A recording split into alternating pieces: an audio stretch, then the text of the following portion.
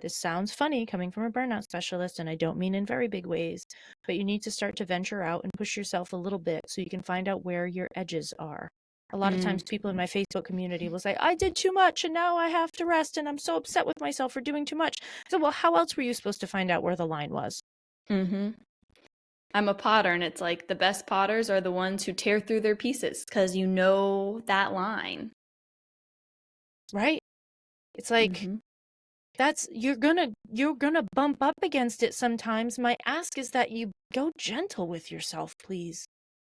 You're gonna bump up against it. When you bump up against it, I want you to reverse engineer it and say, was there a capacity notifier that happened before this that I didn't see? Let me go backwards in my day.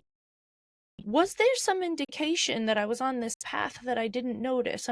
You'll find one the more often you look.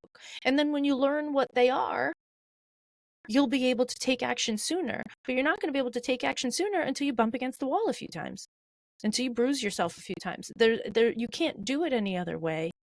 And people don't like to hear this because I'm not a rainbows and unicorn kind of coach. I'm not going to tell you that you can recover from burnout and then shoot rainbows out of your bottom for the rest of your days. Like, that's just not what life Would looks be like. cool It though. would be really cool. It's like a really cool superpower, but it's probably not going to happen.